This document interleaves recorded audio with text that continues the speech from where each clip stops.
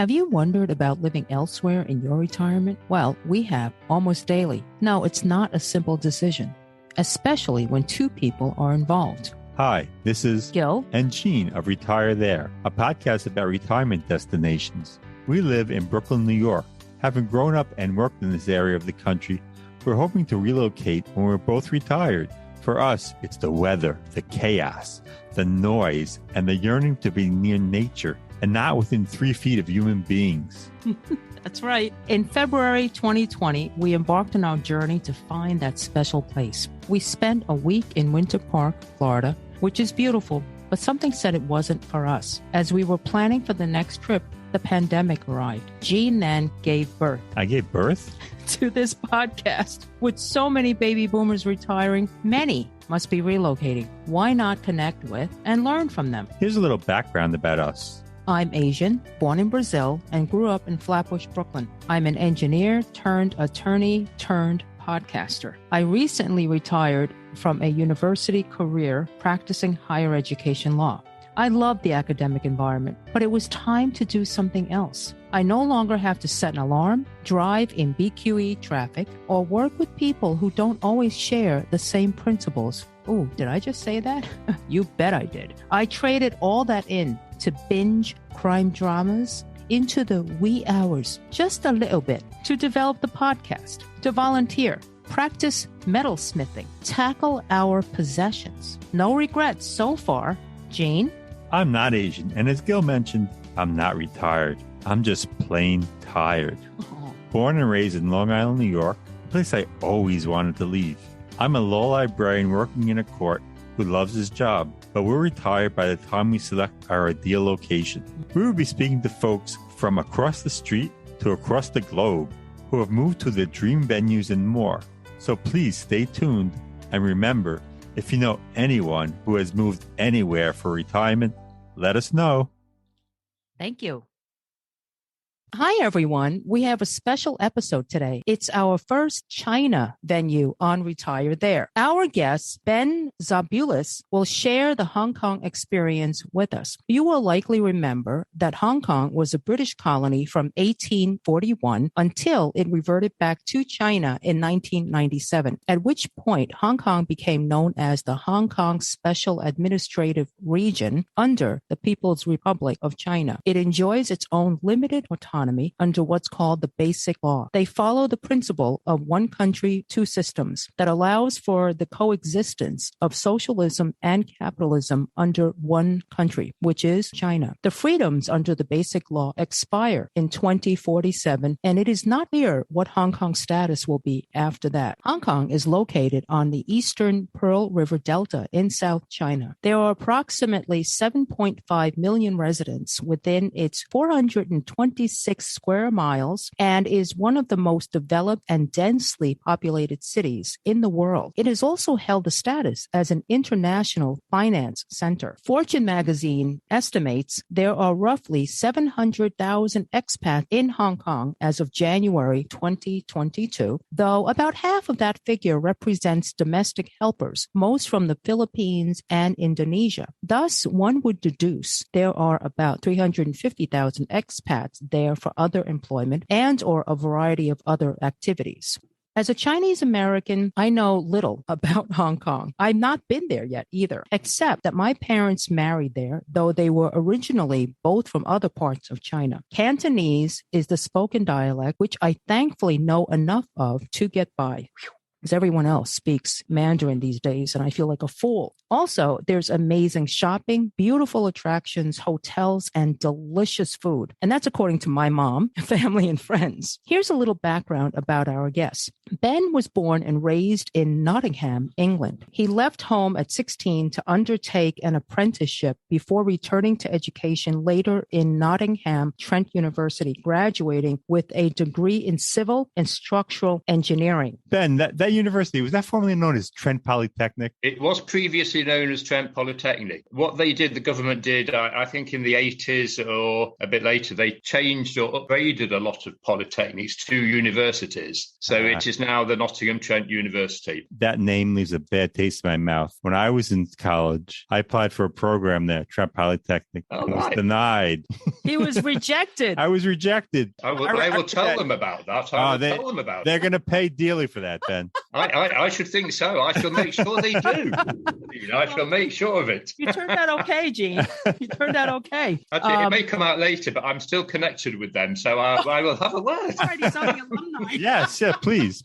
Okay. Well, I also studied engineering, but in the mechanical field. So we're like brothers. We're like brothers. Ben worked as a civil engineer at various UK locations before venturing overseas to live and work in Nigeria in 1984. Then on to India, Japan, and Hong Kong, including some short-term assignments in Guam, Singapore, and the United States. Wow. Ben turned his early adventures abroad into a book titled Chartered Territory, or should I say Chartered Territory? I watch so many English shows that you guys leave out the O. Titled Chartered Territory, An Engineer Abroad. He retired early and with Hilary, his partner, left Hong Kong and departed for the UK. However, craving the overseas lifestyle, they returned to Hong Kong in 2015. Since returning there, he's worked occasionally for a local learning center teaching English, writes travel, lifestyle articles for UK magazines, and sits on the Hong Kong Alumni Committee for the Nottingham Trent University that Gene just spoke so fondly of. His interests include reading, crosswords, music, gardening, hiking, travel, culture, current affairs, collecting beer labels. All right. Oh, well, we've got some. We'll ship those over. Food and wine, collecting sake bottles, sake, depending on who you speak to. When in Japan, finally learning the local language. So you know Cantonese, eh? Yes. Oh, yeah? Siu siu sit gong sit teng. That was pretty good. I don't know what you first said. I knew you said siu siu, very little, and siu siu tang, like very little listening or understanding. Mama day, yeah. Mama day. All right, that's very good. Actually, that means see it. Okay. Yeah. All right. That was good. Doso pangao hai jungok gan. Oh wow. So hodo gay woi king guy yam bejao king guy. Very good. Drinking beer and chatting, hanging out with buddies. Very nice. Very nice. Okay, Gene.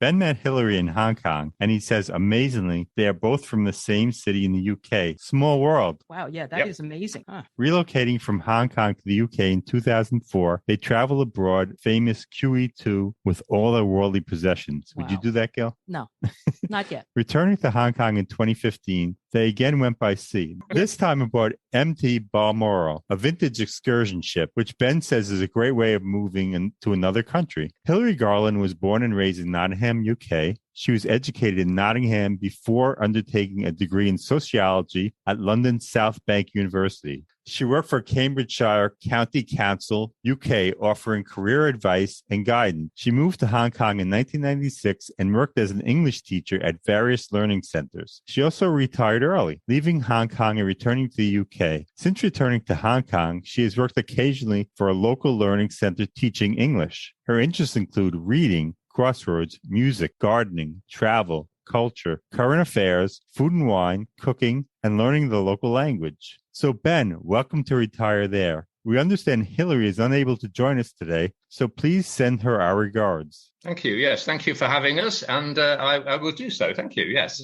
Where should we begin? Gil and I have so many questions. By the way, we should note for our audience, it's April 1st in Hong Kong, and $1 US is 7.8 Hong Kong dollars, and 1 British pound is about 10 Hong Kong dollars. Now, would you share with us why you and Hilary left Hong Kong for the UK, then back to Hong Kong to retire? Yes, of course. Well, the thing is, we were working in Hong Kong and we were very happy with that. But work was getting a little bit crazy and we felt we needed a break. The Hong Kong working life can be quite manic, can be a little bit over the top, and you do work long hours and there's a lot of traveling involved. And It was really quite exhausting. So we really wanted to have a break, and it was a good time to go back to the UK. Also, we had a house to sort out. My mother had died a few years previously, and I had bought the house, given half of the value to my brother. And so we really had to go back and sort that one out as well. We didn't think it was going to be a retirement as such. It was really just to stop work.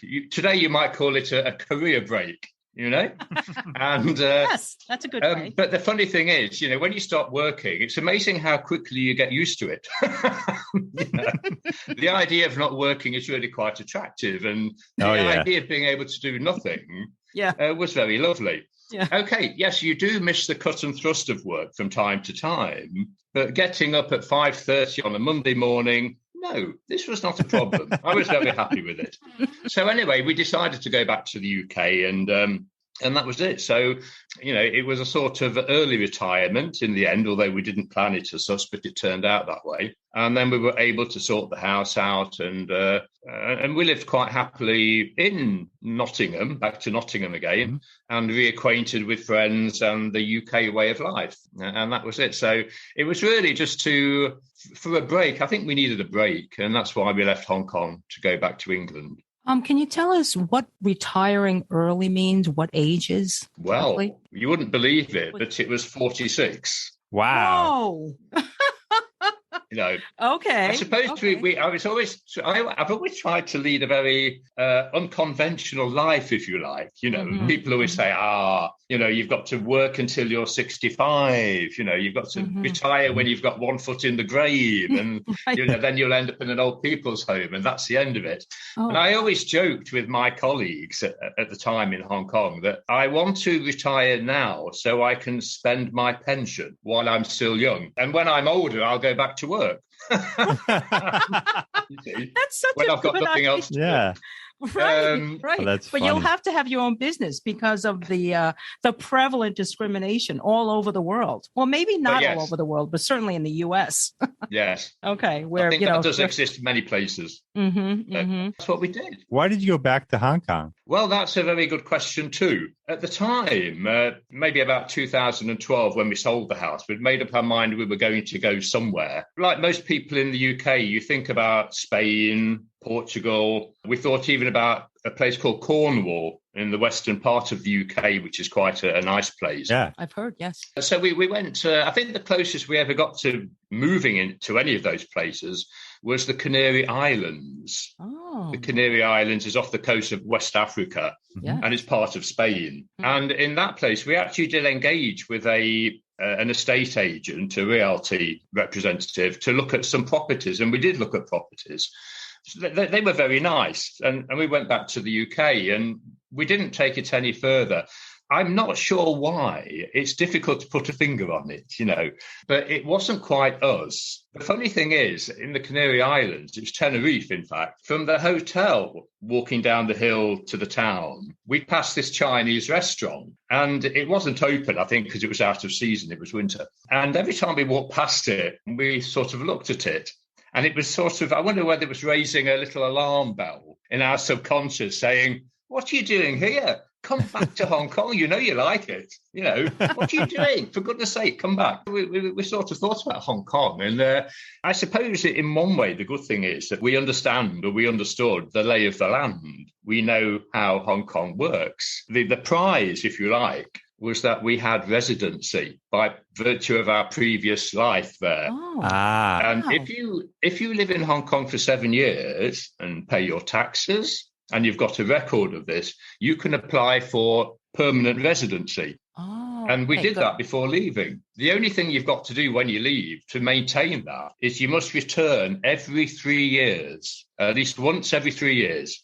You don't have to have any specified time in Hong Kong. Even 1 day would do. Mm-hmm. So we did. We went back every 3 years. We still had friends there, so it made a nice trip. Mm-hmm. And also on occasion, we had some friends also wanted to have a holiday from Hong Kong. And so we would go and cat sit. They had 2 cats, so we'd go and look after their cats for a month or 2. Yes. And while they travelled somewhere else, you see. Right. So it was very easy to keep that option going. And we always kept it going. We felt that to have this residency status was worth maintaining. Although when we first started to maintain it, we didn't realize it would lead to this. And even when we were there and we earned that, it was really just a convenience because we could come and go from Hong Kong without using your passport. You didn't have to have a stamp in your passport every time you left Hong Kong, came back in and this sort of thing. Convenient. So that was more a convenience rather than looking at it as a future place to live in. See? So anyway, to answer your question, that was really why we decided to go back to Hong Kong, because we had an affinity with the place. And you're probably going to ask now, well, why did you leave in the first place? Well, to be honest, we didn't do our homework properly because we didn't think we would be able to survive economically in Hong Kong. We always had the impression it's a very expensive place. Yeah. So the idea is go back to Europe, regroup, if you like. But then later on, well, I mean, the UK is getting quite expensive too nowadays. Going back didn't seem the same. It didn't seem as severe, if you like. We thought, well, OK, let's give it a chance, And of course, we're a bit older, a bit wiser. Your lifespan is reduced a little bit.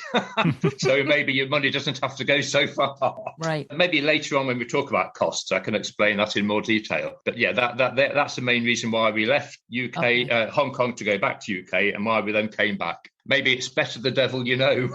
Right. If you didn't live there for 7 years, what are the visa requirements? How hard is it to get a visa? Well, you can get a visa as a tourist. I think for the UK it's 180 days, and for most other nations, including US, it's 90 days. Yes. Mm-hmm. What you can do in the interim is you can get a trip to Macau, which is one of our nearest neighbours. It's only about an hour on the boat. You can go there. Most people anyway go there for a weekend break or something like this. We used to go once a month, so it's not a problem. Oh. So you can just go out there, come back in, and you get another 90 days or 180 days. Mm-hmm. So that's quite easy. But to get the 7 years, you have to live there for 7 years continuously. Sure. And prove that you've paid your taxes and this sort of thing. Now, if you are a very rich person, which I am not, and I don't suppose you are, if you have maybe $1 million to spare, then you can buy your residency. As always, there is a different rule for the rich and a different rule for the rest of us. Gee, I'm so surprised. I'm so surprised.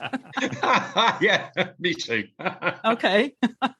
All right, so let's talk about the cost of living for a moment. I forgot to mention, first, where in Hong Kong are you guys? And you don't have to give us the street number. And is it near other expats? Well, okay, very simple. No, it isn't near expats at all. I've seen one or two, but we tend not to meet. We tend to be in different circles. We go out at different times. There are only one or two in this district. And it's a very different scenario, this, because we always think of Hong Kong as very high rise, all these buildings like matchsticks sticking up, Yes. But we actually live in a village. Oh. And they're all 2 or 3 story buildings, very low rise. And not many people realise this, that Hong Kong has these sort of places. Mm-hmm. So we are in a village in the New Territories. If you can picture the New Territories, it's probably about 12 and a half miles north of the main business centre on Hong Kong Island. Okay. Okay. So we're a little bit out in the sticks, as you might say. Oh, nice. It's very quiet. There's not much going on. There's only one bus an hour into the town. It's quite remote. Okay. Do you need a car? No, we have a bus. We don't have a car. So you have to time it hourly. Yes, well, that's okay, so long as you plan your day. Right. Of course, you can walk to some shops nearby. That might be a 15-minute walk. Mm-hmm. Or there's a hill to hike up to get the bus on another road. But to be honest, you get used to that. You get used to it. To be honest, as regards sort of home ownership and car ownership, I don't want to go there. I've been there. I've done that. No need. Okay. So, and I'll tell you why. Yes. Because now that I am extremely old and ancient, I am entitled to a bus pass. So every journey I take costs me 25 cents US 25 cents, $2 Hong Kong dollars. And that's okay for me. That's great. Yeah. How old do you have to be to get the bus pass? Yeah, he's going to. Well, actually, it used to be a 65, but they reduced it recently to about, I think it's 61 or 62. And of course, I'm already 64, so I got it, see. So. Oh, you are so old, you should think about retiring. I should really think about that, Jill. Thank you very much. That's great advice. Have you got any websites that I could possibly get advice nice from. Yes, come to retire there. I've heard of that one. It's very good. Okay. So tell us, I assume you rent then? Yes, we do rent. Yes. Okay. Yes. Can we talk about the cost of rent where you are? Well, yes, where we are, I mean, rents in Hong Kong are quite high, and that is the main problem for many people, including locals. We decided to rent because at our age, we don't have children. So to invest in property, there's nobody to leave it to or anything like that. So that's why we sold up in the UK, and we pooled all that money together with investment savings and did a few calculations and said, yeah, okay, we can rent, let's rent. And for this property here, this is a property of about 900 square feet. Oh, okay. It's a flat. It's part of what we call a village house. And village houses are 2 or 3 stories. You can rent the whole house or one floor of the house. It depends how it's all arranged. A lot of variety. Because we have the top floor of a 2-story house, we also have the roof garden, which is the flat roof. Oh, wow. And there's another roof up there. So we have a roof garden and the whole of the downstairs. And we pay, 15,000 Hong Kong dollars for that a month. And that is about 2,000 US. Okay. $2,000. To buy such a property, you'd be looking at maybe 600,000 to 850,000 US dollars. It's quite expensive. This is quite a modest property. You can go up to 60 million US dollars if you want. Somewhere, Wow. But our rent at 2,000 US dollars is quite low for Hong Kong. Mm-hmm. And that's because we are some way away from the business centre. You could multiply that by 2 or 3 times the closer you get to the main Hong Kong island. Right. But it's the same as every city. If you're in the centre, you pay a lot. The further you move out, the cheaper you are. Of course. And also for us, it's better because it's quieter. The air is cleaner. It's a bit more natural environment. So for us, we don't need the business centre anymore. Right. So you said 900 square feet, right? Yes. And on 2 levels, is that a 1-bedroom? No, we have 2 bedrooms. You have 2 bedrooms? Okay. Yes. 900 square feet, that's 1 level. And then 900 square feet is the garden above. Oh, okay. I just wanted to make sure. And to purchase the house, that would be to purchase only that floor and the top? Or is that the whole house for the 600 to 850? The whole house. Okay. And no, that would be just 1 floor. Sorry, that would be 1 floor. Oh, just 1 floor. Okay. Yeah, more or less exactly what we have now. Okay. Wow, that's a lot, Yeah. Yes, it's a lot. But having 2 bedrooms, I have to say that's less than Manhattan, but 2,000 is quite a lot for 900 square feet. Yeah, but plus they're not in city center. Right, that's true. But that's the cost of living. And what about other things like amenities, Wi-Fi, electricity, and so forth? Well, to be honest, they're quite reasonable. And I've worked out generally that for electricity, say, we pay about 26 US dollars a month. Oh, wow. That's great. Wow. That's so really gas is $3 a month. Oh. Water is $3 a month. Wow. The internet is probably one of the more expensive items. That's about $30 a month. Telephone, about $2 a month. So I've worked out, just as an example, that our total bills in sort of utilities and internet, telephone is probably about 60 or 70 US dollars a month. Wow. Great. So that to me, once you add it to the rent, makes it much more reasonable. Yeah, I mean, I just got our gas bill. It was $190 US dollars. It's the winter, really? Well, it's the winter, and I think I went a little much on the heat, gas heat. We also have drafts in the house. So I just say to Gene, unless we fix these drafts, I am turning up the heat. Who has time to fix the drafts? And you said it was exactly. This is very true. And, I mean, Hilary has this theory that, wherever you live and rent, it's more or less the same. Because, in the UK, you might have lower rents, but the cost of living is much higher. Yeah. And in other places, it might be the other way around. But generally, it averages out very similar. Another good thing to take into account here is that Hong Kong is not a tax haven, but it is tax lenient. Oh. Even when I was working here, we were paying about 15% as salary tax. Living here, well, we don't pay that because we don't earn. The income tax is very simple. You only have income on your salary or if you are renting out a property. So the rent you receive from a property, you have to pay tax on that, and you pay tax on your earned, on your salary. Oh, so you guys have There is zero. no capital gains tax. There is no tax on your savings. There is no tax on your investments. Wow. Everything is tax-free. Wow. Apart from salary and property. But even the 15% tax, that's a lot lower than UK, right? Oh, definitely. Yeah. You know, even if you're one of these multimillionaires, which I am not, you would only pay 17%. The lowest tax band is 2%. Well, so it's certainly very, very reasonable. Yeah, very. I won't talk about our tax rate, although I retired a few months ago and I'm hoping for my income level to drop from a nice amount to zero, although I don't know if that's going to happen, but we shall see. Yes. Okay. Well, it's worth it. Looking forward to. Yes. What about things like groceries? So you have to travel far, or is there anything walking distance to where you are? We can walk, but the choice is very limited. So what we do, we get on our village bus, which again, 25 cents. It takes us to what you might call the nearest city, which is a place called Sha Tin. It may have a population of about 500,000 to 1 million. It depends how far you think of how, the extremities. Mm-hmm. But there are many, many choices of supermarkets and markets, and the shopping is very easy. Mm-hmm. And in terms of food, wine, spirits, all that, I suppose it varies between maybe 100 and 150 US dollars a week, probably. That's for two people. Is it possible to cook less and eat out more where you are? And by the way, before you answer that question, did you say you're near Sha Tin? Yes. Do you think it's necessary to cook, or can you guys eat out more often than not? We tend to cook more nowadays because the village where we are is quite remote, and transport back at night, it's not really very convenient. In our previous Hong Kong life, we were more in the city, and so going out a lot was the thing to do. And we were both working, so we didn't really have a great deal of time to go shopping or do cooking and that sort of thing.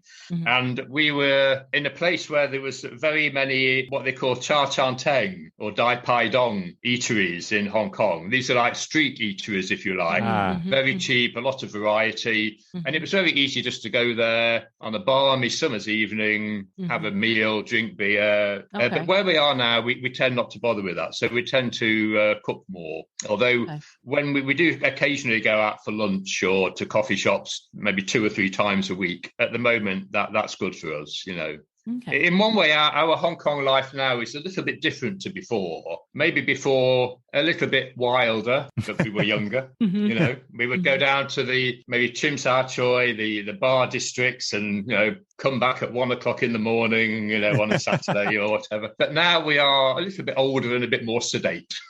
Sedate.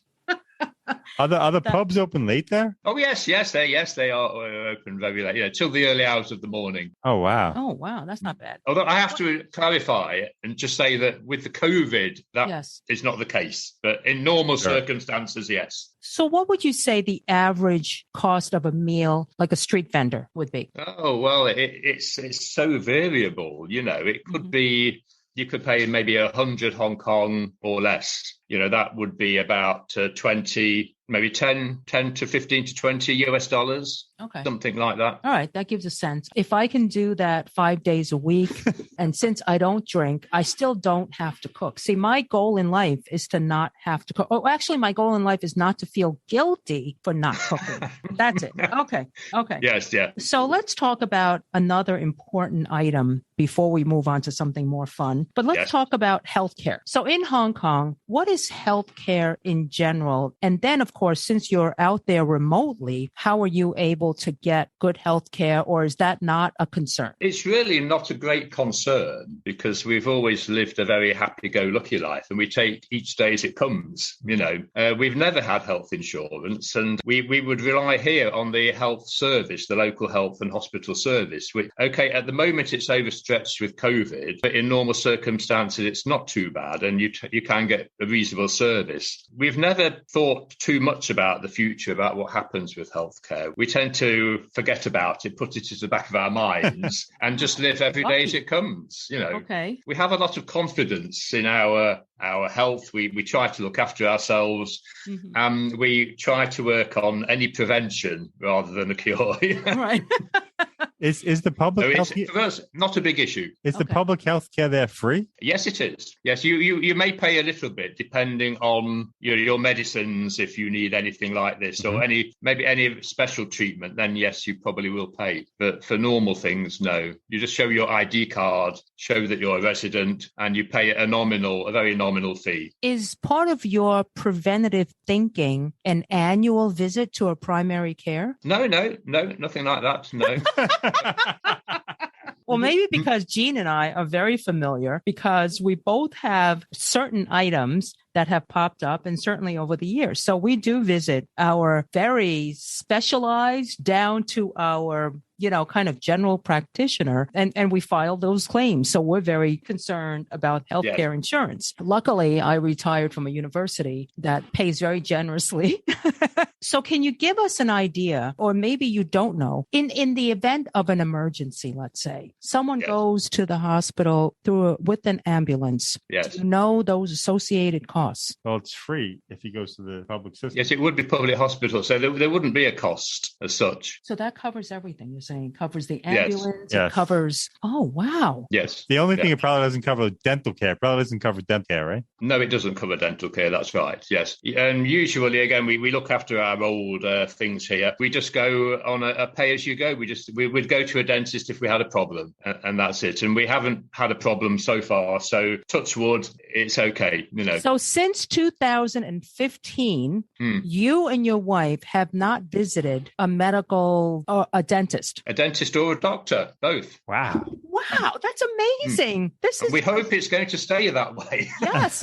Is there some kind of magic in the water, or do you both eat organically, or what's your secret?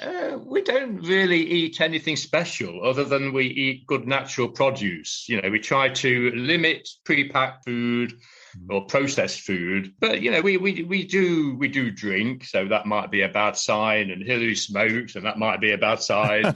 And then I suppose we have air pollution all around us everywhere nowadays, but on the whole we don't really do anything special, but we do have something that's quite important, and that is, I think, a very positive attitude. Oh, wow. And I think if you have one of those and you avoid stress, then you're halfway there. Stress, yeah. Well, I think if you can figure out how to avoid stress, then you're very close to the Dalai Lama. I think so. And that means we have to be very good friends with you, because we need that. We need to hear it more often. If it rubs off on you, then I'm pleased. Well, Gene has work for another 2 years. Or I'm maybe starting to think I may leave sooner, but I'll see. Yeah, we'll see. We'll see what happens. Well, that's what you have to do. Take it day by day and see how you feel. That's my only advice. But back to healthcare, I assume some expats pay for private healthcare. Is that right? That is correct. And a lot of locals do too. And in fact, a lot of employment contracts do provide it as a perk. So that's quite a normal thing. Probably the problem with public healthcare, if it's not an emergency, there might be a long wait, right? Is that right? There could be a wait, yes. Sounds good, though. So generally, yes, quite good. To be honest, again, as I sort of said, we haven't really put it to the test yet, and we hope we never will, So, we do sort of basic exercise. We walk a lot, we don't have a car, we walk a lot, we have the bus. We eat reasonably healthy, and we try to keep as fit as possible, as we are told to be nowadays, So that's all we do. Maybe it's all in the genes. Yes, I was just going to say, this all could be genetics as well. Yeah. This is amazing. Yes. So you have to be a resident, either be there 7 years or you have to purchase health insurance. Exactly. So for example, if Gene and I were to come to Hong Kong with the prospect of living there, and we wish to just rent for a few months, and we have 180 days, which is more than most nations, we would have to purchase health care. It would probably be to your advantage, to give you peace of mind. Right. But you'd have to be the 7-year permanent resident to qualify for free treatment. But yes, purchase the health insurance, and unless you have confidence to live without it, of course. Right. Let's move on to language. You spoke Cantonese very well before. How would you know, Gene? According to you. I'll take that as a compliment. Thank you. You're very good. I like you too. Anyway, do enough people speak English, though? Can you get along without speaking Cantonese? Oh, yes, a lot of people do. A lot of people who have been here many, many years do not utter a word of Cantonese or Mandarin. It doesn't matter because English is still an official language here. Right. The two languages are Cantonese and English. Mandarin they're trying to butt in, but we're not accepting it, you know. I like Cantonese as a language, and I started to learn it in my previous life here because involved in construction, it was nice to go down onto a building site and talk with a lot of the labourers, ask them what they're doing and give them instructions. And to be able to do it in Cantonese was a marvellous thing. I'll bet. And then I started to learn more and more and get into it a lot more. It's not necessary to know it, but it just makes it nice. You know, it opens a few more doors. Yes. It makes life a bit more interesting. Right. Especially if you're living in a rural area. I mean, is everyone there English fluent? Or No, right? Okay. Not at all. They're all local Cantonese villagers that probably have a heritage in mainland China. Probably a lot of them came across the border maybe after the war. Some of them are quite old, you know. Right. And so they're all Cantonese speakers, you know. And so, yes, it's a great opportunity to practice. Right. And to enjoy that cultural bond, you know, and that's what makes moving abroad, I think, so interesting. Sure. Do you miss England? I mean, do you consider going back often, or what have you guys been doing? Do we miss England? No, we don't. Not at all. No. Would we consider going back? I don't think so. Okay. No. Okay. Of course, you never say never. Never say never. If things stay as they are, even with all our trouble in Hong Kong, I can't see as we'd go back to England. We might, however, consider going somewhere else, and that might be another issue. But that's way in the future. All right, you're an engineer, so I can predict that you're logical, and I hope so. because I'm very. I'm sure. I overthink, but I'm sure because I know many engineers who also overthink, and overthinking is very bad for stress. You don't seem to be stressed at all. Not at all. And maybe because you're a civil engineer. All right, no comment. Or not still. You know, some people have asked the long-term question, right? Yeah. You're in a foreign country. Yes. What plans do you put in place? I mean, it's sometimes things happen, and not just because of old age. So how do you handle or address something like that? Have you talked about that? Well, I mean, that's true. And the fact of the matter is we don't, you know, we just take it day by day. You know, today is today, really? And tomorrow will be the next day. And we don't plan even for tomorrow or the day after. Wow. I think, you know, in terms of planning for the future, you've got to be a bit realistic, especially in the modern world. You know, there may not even be a future. So we have to just take it day by day, enjoy it moment by moment. And maybe this is why we're not big fans of insurance. You know, we don't want to project it too much on and on and on. We've always just done things as we do in a very happy-go-lucky manner. It would horrify most people to know that in our previous life, we've travelled to most Southeast Asian countries. We never had insurance. We've never had immunisations. Wow. Yeah. Did anything go wrong? No.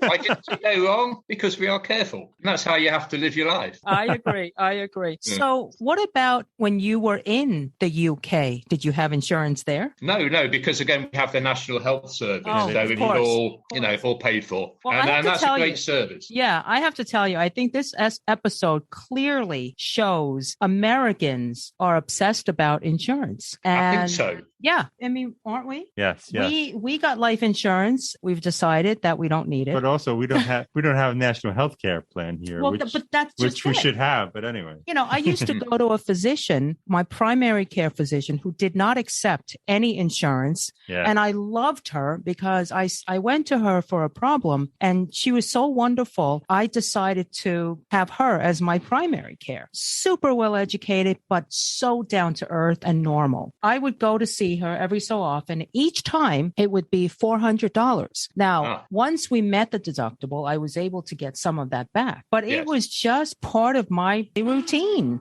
I'm like, I'm going to lose this much today, and you move on. So, but it wasn't until my most recent employment where I was shocked that I was in a plan that was so good. I think also the insurance company thing is becoming quite popular in the UK now as well. And indeed here, a lot of the big insurance companies exist in Hong Kong. Really? They have to make money as well. Yeah. And they do prey on people's insecurities. Yes. They assume, but what if this happens? Right. My answer is, well, don't make it happen. Don't let it happen. Yeah. All right. Well, if it was all that easy. Well, yes. Yeah. Again, it comes down to being a positive person. Yes. No, because at least I can speak on behalf of many Americans that retiring before you're eligible for government health care, you have to pay on your own. And that can be extremely costly. So, it can be. So many Americans, if they retire early, consider moving outside the United States. And then they tell us, oh, it cost us nothing. And we have wonderful doctors and et cetera, et cetera. So I think that's why that's so important. Yeah. Yes. All right. So let's move on. How about bank accounts? Is it hard to get a bank account there? No, very, very easy. Very easy. You can go into any branch and just the usual documents, ID, proof of address. You might need a copy of your work contract if you're working, or maybe a letter of guarantee. And that's it, and it's done. Different banks have different requirements, but generally the two things, ID, passport, for example, and proof of residence. And that's it. Yeah, it's very easy. I opened my account back in 1992 when I first came here, and I've just kept it going. Oh, that's great. And the same bank? No one acquired the same bank. Huh? That's the so same interesting. Bank. We use HSBC here. Oh, of course you do. They're quite good because they have a lot of international connections in branches in every country. So it's fairly stable. My mother in Brooklyn, New York had an HSBC account. And we had until the day she died. We had one a few blocks away, but it closed last year. Let's get on to fun stuff. What do you do for fun, you and Hilary? Well, yes, you'll be surprised, actually. I do a lot of hiking. You don't think of this in Hong Kong. No. Hong Kong has some quite fabulous countryside and some of the best hiking trails to be had in this region. In fact, one of our hiking trails, it's called the Dragon's Back, is actually, I think, in the top 10 of National Geographic greatest hikes in the world. So we can do that. So every month we have a hike planned somewhere with a group of friends, and we just go to the different parts, the islands, a very good hiking territory, up towards our neck of the woods, also very good. But even on Hong Kong Island, where the business centre is, there's also some very good trails there. So hiking is one thing, although I don't do it now, but I used to be a member of a dragon boat team. Oh, wow. So our company had a dragon boat team. Wow.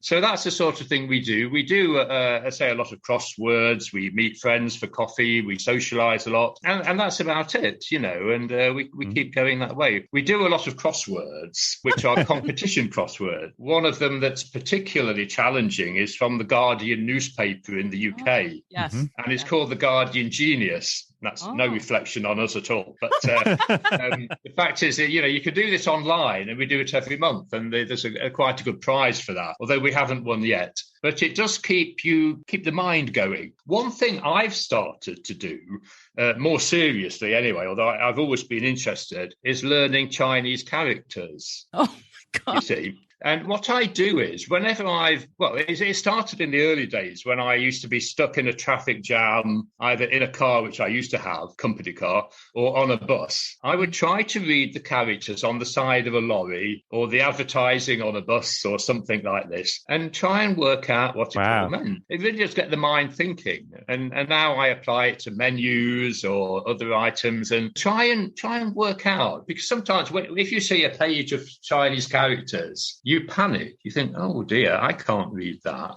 But then if you go through them and try to calm down and think logically, you can just about get the gist of it. So that's what I always try and do. So that's another good hobby, if you like. Mm-hmm. But in terms of, keeping fit and exercise, Hong Kong is very good for that. I mentioned the cycle trails, the hiking trails. Wales. There's also a lot of cycle paths, swimming pools, tennis courts. There's a football leagues, there's cricket, there's rugby, there's a baseball, even small baseball league, American football style league. There's just so many things to do. They're very sports conscious. The government provide all this. They're very good at it, in fact. Well, that's so smart, right? If you're keeping your people healthy, you don't have to pay for the health care that you're giving out. You mentioned sports. What are the most popular spectator sports? Is it football? I would say in Hong Kong, it could be it's a toss-up, I think, between football, soccer, maybe rugby. They are very big. Oh, not cricket. And we do have,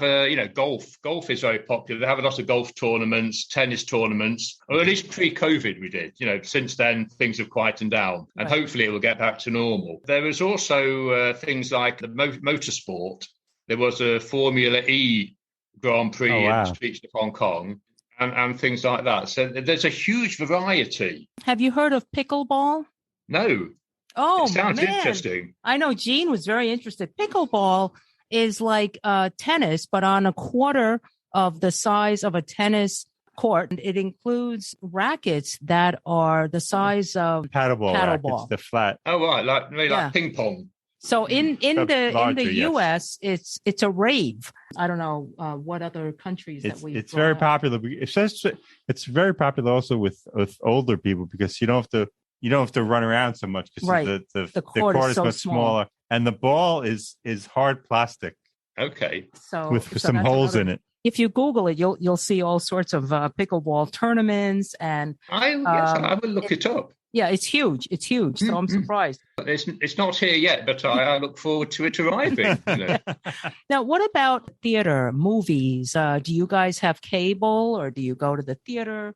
We don't have cable, no, and we just have a local TV. But yeah, the theatre is there, either live performance or films, movies, concerts, this sort of thing. Again, because of COVID, things haven't been quite as they should be. Right. But I remember in my previous Hong Kong life, we saw the Rolling Stones here.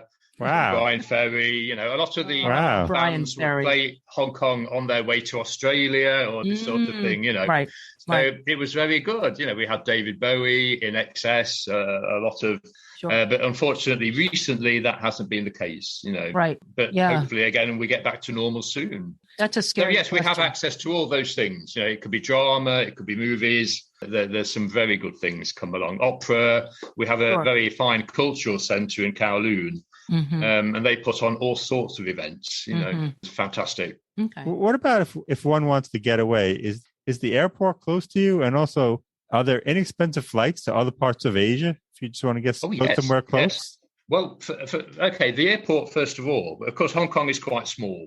You're never that far from the airport. Probably, depending on where you are, it could be anything from half an hour to an hour on the bus. And it might cost you a couple of US dollars or something like this. It's very efficient, very regular service to various places in Hong Kong. The airport itself, it's very modern because it was built on an island off Lantau Island. The old one used to be in the centre, which was quite a fantastic approach. It's legendary for that. It's spawned many interest groups. It's got a whole society. There can't be many old airports that do that, But anyway, yes, in terms of the airport today, yes, you can get a flight anywhere, direct flights anywhere in the world. It's one of the major hubs. There'll be several destinations in the US, direct flights, Australia, Europe, anywhere in Asia. You can go anywhere in China, Taiwan, Indonesia, Japan, you name it, you can go there.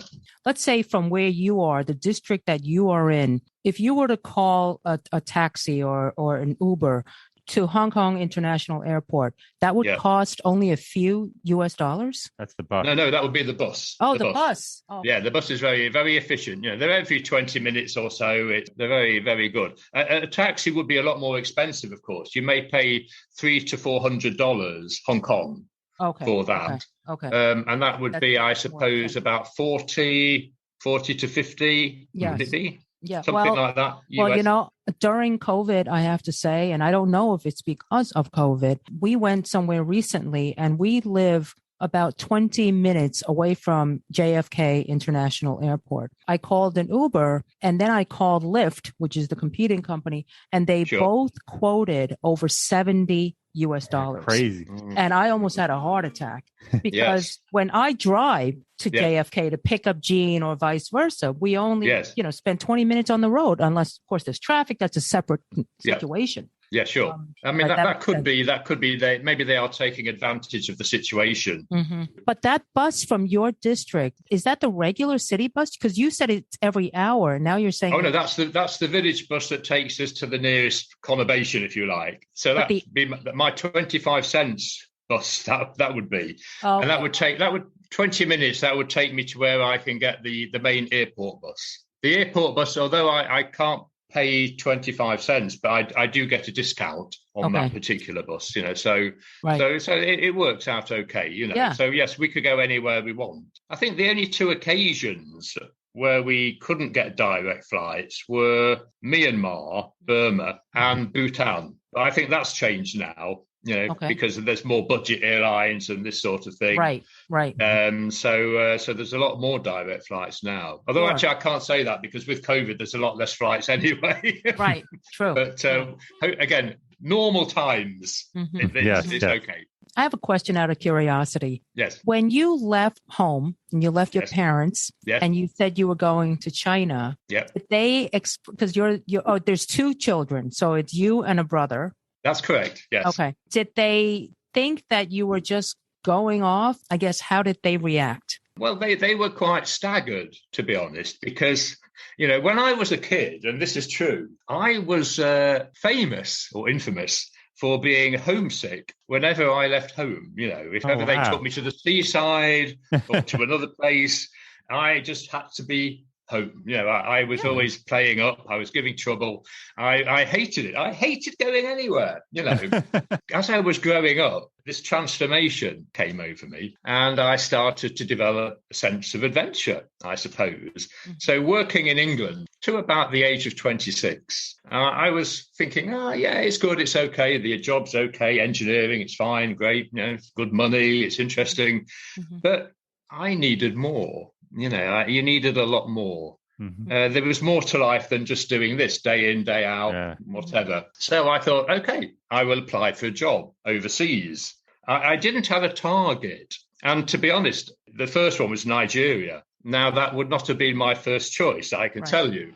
However, it was a baptism of fire. Because from then on, if they say if you can survive in Nigeria, you can survive anywhere. Wow. And I think that could be true. So it was a 2-year contract. No, it wasn't. Wait a minute. It was a 1-year contract. The way it was worded was that if you decided to quit early, then you had to pay the money back. Oh, my goodness. Oh, wow. And they knew that it requires some staying power. Right. So they had to get you there and keep you there with that clause, if you like. Wow. So you were there for 3 years, right? Yeah. More or less, 2.5, in fact. Wow. And so I did go there with some apprehension, if you like. Mm-hmm. It was going to be a challenge. Mm-hmm. But I knew that if I could stick it, it would be very rewarding. And it was.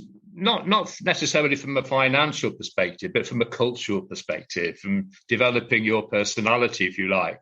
I was 26 at the time, so still quite young, My parents were very supportive, but they were quite amazed that I was even considering this, I think my mother probably fainted. I probably had to pick her off the floor when after I told her, But anyway, after that, they were very supportive and quite got into it. Mm. And they found it interesting, if you like, Okay. I mean, they could understand because my name, as you know, is not an English name. My mother was from Germany and my father was from Lithuania. Okay. So they understood. Right. They came migrated to England, after the war, more or less as refugees, if you like, looking for work. Sure. So they understood what this was all about. My brother, on the other hand, couldn't. He has no interest in that sort of lifestyle or anything, So, but that's okay, each to their own. Sure. So I opted for this life, and of course, the funny thing about going to Nigeria was that I quite got a taste for this working overseas. And I wonder if that's why the retiring overseas became such a thing, because I was already, most of my working life was spent abroad. I wonder, is that significant in some way? And maybe you can answer that, because, you know, the number of interviews you've done, have you detected a pattern in all those people? Were they keen travelers? Were they well traveled before retiring? Well, you know, is that what made them do that? Right. For the people who retired overseas, some of them were well traveled, but I think what they all had in common was they all had a sense of adventure. Yes, I think that you have to be willing to take a chance to do something like this. I think so. Yeah, right. I mean, thus far we've released 77, I think, episodes. Really? And yes, and we, I would say half are international. Because when we started this show, it was, where are we going? All right. Yes. We know we want to get out of New York because of the weather. And this winter has really solidified that. But where do we go? And we never thought about, or we never talked about it, about living outside New York, because I guess we've always been close to our families. But now, after doing the show for, a year? Well, I always want to leave New York. What are you talking about? No, you always want to leave New York. But did you think of leaving to go outside? You didn't say that. Yeah. Okay. I mean, we never really leaving the contemplated. country you're talking about leaving the country? Leaving the United States. Okay. Can I get any clearer? You didn't say that. Okay, sorry. I said international. So, yes. So Gene and I, through the show, it has opened our minds. All right. I cannot say that I am adventurous because I am afraid of many things. I'm afraid of myself. But I'd say you're adventurous. No, I am adventurous. I consider myself more creative. So let's say for the rest of my life, right now I have 4 projects, and they're all in the creative field. All right. It's working with glass, working with metal and so forth. I never really thought about, let's just move to Hong Kong.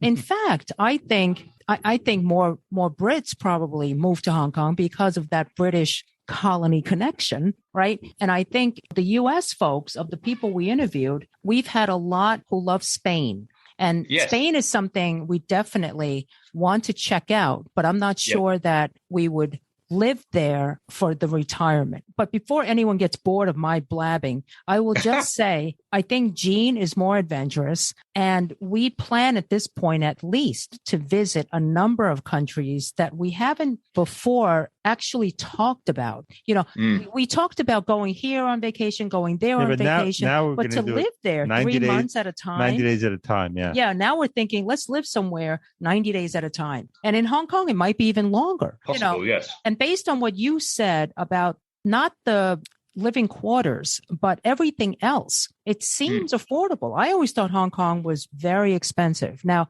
I don't know that I could live that far from city center because I have my needs. Of course. Well, why not? Of course. I don't know that I could live that far out where I would have to wait for a bus for an hour.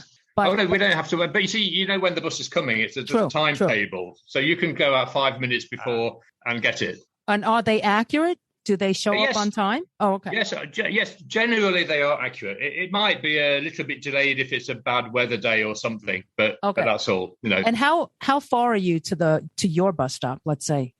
Oh, it's only about 2 minutes walk. Oh, okay. So you can actually be there on time for a bus. Okay. Oh, definitely. Because there's always all these factors. Like we are not 5 minutes to a bus, so you'd have to factor all that in. Yeah, it was a very pleasant place when we first moved. The actual bus stop was more or less a banana tree, which was overhanging the road, and that provided the shelter and the shade. You know, very pleasant. But then they moved it and built a proper shelter with a proper steel structure and that sort of thing, and a seat. So it's a bit more civilized now. Right. Yeah, I would say it took New York a while before they built those kind of shelter-like sites. Now you could stand there without an umbrella, at least. Not everywhere, but in most places. You know. Oh, yeah. I think you're right there, what you said about the winters. That was one thing that was a big promoter of our move abroad. We didn't like the winters, and they are very hard in the Northern Hemisphere. And I don't care what anybody says, it does age you. I'm sure it does. You know, here we have winters here, maybe a week or two of the year, it might get down to single figures temperature-wise, Mm. but only 9 degrees, and only then for maybe a few hours of the day. Mm-hmm. And even then, it might only be for 2 or 3 days. Mm. Even today, Wow. we're going to be about 16 to 18 degrees. That's Celsius. Yeah, Celsius. Yeah, Celsius, sorry. Okay, That's very pleasant. But yeah, then again, we had one day, the day before, it was pushing 30. Mm. So it can go up and down at this time of the year. And very soon we'll be getting into the 30s again. Okay. And it can be quite debilitating as well. So we tend to take it easy. Okay, that makes sense. So that's at most a week and does it bad weather? Does it get hot in the summer? It doesn't get hot? Yes, it gets hot in the summer. It can get up to about 38 at times. Mm-hmm. And again, global warming strikes again because that's a lot hotter than when we used to be here before. Right, because I'm sure it was more regular where you can rely on, but now it's just impossible. Exactly. And the extent of that hot weather, the period is a lot longer as well. Okay. Whereas before it might only been 2 or 3 days of the year. Now it's 2 or 3 months of the year. So it's a huge difference, Okay. So just for our audience, a quick note, 38 degrees Celsius is 100.4 Fahrenheit. Wow. So if I didn't react properly before, I will do so now. That is ouch. That is hot. and how long is that again, you would say? Well, it could start about May, go on to about September. Is it humid or is it a dry heat? It's humid. It's humid. I remember the water and okay. Yeah, but you can always go away. That might be a good time to go back to London. Well, to be honest, we tend just to get used to it. We've acclimatized now, I think. Mm-hmm. And so we tend just to do less. Okay. Maybe just do one thing a day. That's enough. Okay. Don't do too much. Right. Otherwise you do wear yourself out, Yeah, I'm sure. And so, in some ways you feel a bit like these athletes that used to go to warm countries and do altitude training, Yes. So when the cooler weather comes, you feel so much energy. Right. Okay. So, all right. Very good. So I think we've covered a lot. Gene, did we miss anything? What do you think? Ben, was there anything that we might have missed that you think our audience would like to know? Well, I think I can give a tip, if you like. And from what I've read and learnt about, and it doesn't matter whether you retire overseas or you emigrate at a younger age or you just go overseas for a 2-year work contract, maybe. I think the thing is you have to embrace and connect with your new country, new culture, maybe new job, new house, everything new. I think where a lot of people fall down is that they try and treat it as an extension of their old lives. And this is wrong. By all means, keep in contact with your old life, but don't live in the past, Right. A little bit of nostalgia is always good. Right. But, your life is now over there. Yeah. And that's the whole point of you going in the first place, is to have a change, is to find new friends and new things to do, new culture. That's the great thing here, the contrasts of Hong Kong. We have the new and the old, British, the Chinese, the city, the countryside. There's so much going on. So although we tend to live maybe a more Western lifestyle in Hong Kong, which is still a permissible, but alongside, in parallel, is this parallel universe, thousands of years of Chinese tradition and culture. So there's always something interesting going on, Right. I can look at my calendar here, and it gives me the tung sing. It's like it tells me in Chinese, is it a good day to move a bed? Is it a good day to move a door? Is it a good day to sell a rice field if you have one, or to dig a well? So there's all these interesting things. And earlier in March, we had my favorite day, which is the day the insects wake up from hibernation and things like that. All these little solar terms. And one year, I think it was last year or the year before, the legend is that there should be a thunderstorm in the morning, followed by all these insects waking up. And true enough, on that very day, there was a thunderstorm in the morning, and there was suddenly a presence of more insects. Isn't that fantastic? So I think that's the thing is, so, get into your new country. Look, I always call them magic moments when you can go out and you have a lovely experience, just a magic moment. Mm-hmm. It might be there's some new flora and fauna, or a food you never saw before. Sure. An animal comes along, a monkey comes past you, a monkey's on the roof. We have that sometimes, Wow. Cool. Or you have a nice talk with the lady who sweeps the paths, who has no English whatsoever. But it's a nice cultural moment, Right. Living here in our little village house, it's very quiet. It's very different. It's not really Hong Kong at all. It's very Asia, yes. But it's not really Hong Kong, That we might have monkeys, be the best. We have a wild boar going around. We have snakes outside. So again, learn about the place, learn new things. I mentioned snakes there. I knew very little about snakes, before. And I've become I wonder why. Yes, indeed. I've become quite interested in them. Well, I thought it's useful because living in a place like this, I need to know which snakes are going to run away from me and which snakes do I need to run away from. It's all to do with what makes a society function. Yes. And everybody has a part to play. And that's no different to whatever country you are in. So, yes, you have to, I do feel also that being here, we are an ambassador for our country, for the UK, if you like. And generally, as you said, Gene, is get to enjoy the place and get to know the people, so try not to be an obvious expat, although because of I with my hair and this skin color, you stand out like a sore thumb very often. Yeah, at least you have hair. It doesn't mean you have to be one. Usually if someone talks to me in Cantonese, I will try and answer in Cantonese. If they talk to me in English, I'll answer in English. So again, that's another nice cultural perspective. Yeah, what do you do when someone speaks to you in Spanish?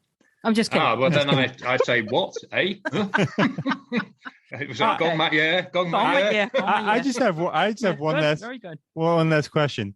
Are you sorry you missed out on Brexit? No, not really. I was kidding. Yeah, no, it's a disaster. It's a disaster. Yeah. And to be honest, looking at the way the UK has behaved these last few years, it adds a great big no to the question of, will you go back? Yeah. Right. Well, we were going to talk a second about the national security law, where if you speak out anti-government, what are the consequences? In less than 1 minute, how would you answer that question? Well, I would say that generally, for most people, there will be no problem. You're allowed to discuss it. We even have television programs debating it. So it's not an issue to mention it. They only don't like the fact if you are holding protests against China or you advocate independence, because some people in the protest movement were advocating independence, some of the more younger radical ones. But the more older, more established socialists, the more established union leaders, the pro-democratic people were merely advocating more freedoms and more to have universal suffrage and to be able to elect our own leader. So that would be it. So to be honest, I would say it hasn't really impacted on our lives considerably. It's a concern, but I feel it's a concern that can be fixed through dialogue and debate, and eventually might sort itself out without any intervention. China is always changing. I remember in the days of Deng Xiaoping, way back in the 90s, he was quite progressive. He was an old guy, but quite progressive. He wanted China to be like Hong Kong. He wanted Hong Kong to lead China. And he said the only things that would change after 97 are the flag and the leader, or the governor, as they call them. Right. But now this new guy, well, not new, President Xi, who wants to be one of these leaders for life, I feel is going back on that. And he's taking China backwards. It has lost its progressive edge. Okay. So that's a disappointment. So maybe, again, he's another leader that we'll have to wait for his transformation or a replacement later before things change or move on. Okay. Sounds good. I think that might have been just under a minute. Okay. Was it really? No. Ben, I'm just kidding. So listen, thank you from the bottom of our hearts. This was a wonderful That's great. Wonderful session. No, we really enjoyed it. And there's a lot that I recently read about in preparation, researching Hong Kong. There's just so much more I read about. Of course, there's so many varying opinions on both sides. Once you get started on a city, it just keeps going on. So you shed a lot of light on some of those. It does. And I think, to be honest, also, the news reports in the West were very concentrated, and maybe you felt it was like that all the time. And I remember when I was working in the UK, I had a friend who was working in Belfast in Northern Ireland at the time of the Troubles. And I said to him, well, that must be terrible. What's it like? Because, the first headlines on the news every night was some shooting or killing in Ireland. He says, I don't know. I never see anything. It's like living in when New you're York. there, it's different, That's true. And talking about immigration also, on a Nottingham Facebook page, somebody put an old photograph of an old advertisement that advertised in the 1950s for Britons to move to Australia for £10. Wow. And they were called the £10 Poms. It was held after the war in a way to repopulate Australia, to encourage people to go there and set up life. And some people commented and they said, yes, my father did that, or a long-lost uncle did that, or something. And some people went and enjoyed it. Some people didn't and came back. But what amazed me the most was how many people said, if they offered that today, we'd go very quickly. Oh, wow. Interesting. They would go like a shot. Wow. Overseas is very much what you make of it. And it shouldn't be viewed as an 18-hour flight. We should think of it as, it's not that far, because in the scheme of things, 18 hours is really, look, it's less than a day, right? Because my mother would go and she'd say, I am finally she would go to Shanghai and she would she would say, I'm in, X country at the moment. They're refueling. Of course, now we have planes, right? You can go that length of time or that distance. And she would say, but I'm really tired and I don't know what time it is anymore. And then I would say, I have to always buffer the trip with 2-3 extra days just to get over that. But so what? I've got the time now, right? So that's it. There you go, Ben. That's it, exactly. You're right. And I think also being somewhere like Hong Kong, if you want to explore Asia, you can base yourself in Hong Kong. And then every flight, wherever you go, Malaysia, Vietnam, China, Japan, it's a short haul flight. Right. And that's what we used to do before. So every time there was a holiday weekend, a long weekend, we would go to Singapore, Kuala Lumpur. Oh, wow. Saigon, Shanghai, Beijing, Tokyo. And you just have a long weekend. Right. Fantastic. Right. Yeah. All right, Gene. Put it on the list. Okay. Okay, Ben. Listen, stay in touch.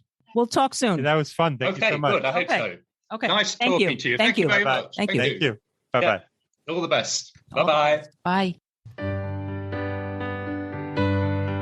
We hope you've enjoyed this episode. If you know someone who's relocated for retirement and wishes to share their story with us, please reach out to us. We'd love to hear from you. Our email address is gg@retirethere.com. Our website is retirethere.com, and you may follow us on Twitter @retirethere_. Now, if you've liked our show, please subscribe and rate it in Apple Podcasts. In the meantime, be well.